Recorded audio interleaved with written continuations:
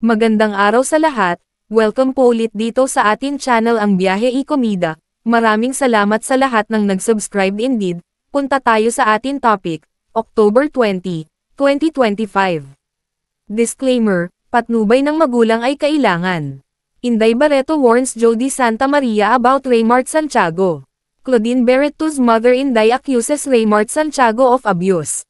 Binalaan ni Estrella, Inday Barreto ang aktres na si Jody Santa Maria tungkol sa relasyon nito kay Raymart Santiago. Si Raymart ay estranged husband ng bunsong anak ni Inday na si Claudine Barreto. Ito'y matapos ibunyag ni Inday ang mga pang-aabuso di umano ni Raymart kay Claudine noong sila'y nagsasama pa sa iisang bahay bilang mag-asawa. Sa panayam ni Inday sa YouTube vlog ni OG Diaz na in-upload nitong linggo, October 19, 2025, isiniwalat niya ang mga nalalaman at nasaksihan umano niya sa kahayupan na ginawa raw ni Raymart sa anak niyang si Claudine. Mabigat at seryoso ang mga alegasyon ni Inday laban kay Raymart, pananakit, pambubugbog, panggigipit, at panggagahasa. Sabi ni Inday patungkol sa relasyon ngayon nina Jody at Raymart, yung dumating si Jody, wala namang pakialam si Claudine kay Jody Santa Maria, that's her lookout. I'm not gonna say good luck to her, I'm just gonna pray for her. But proceed at your own risk.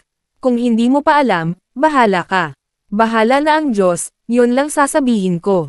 Sinabi rin Inday na ang yaman at perang naipon daw ni Claudine noong kasikatan nito ay kinamkam umano lahat ni Raymart nang sila ay naghiwalay. Bagay na posible rin daw gawin ng aktor kay Jody, kung hindi ito mag-iingat. Itong G na to, magpapatayo pa raw ng bahay with Jody. When Jody stops being Jody Santa Maria, she loses not only Raymart, she'll lose everything. Bahala siya, I'm speaking from experience, babala ni Inday kay Jody. Noong September 2020, nalantad ang relasyon nina Jody at Raymart nang maglabasan ang sweet photos nila nakuha sa isang private place sa Alabang. Kasunod nito ay ang pag-amin ni Raymart sa Pep Troika na may relasyon na nga sila ng aktres.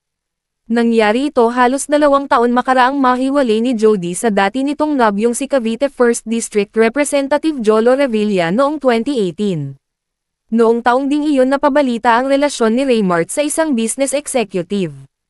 Pero wala masyadong balita sa kanila, hanggang sa mapag-alaman ng publiko ang namumuong pagtitinginan nina Raymart at Jody. Matagal na ring hiwalay si Jody sa dating asawang si Pampi Lacson. Mayroon silang isang anak, si Ferdy.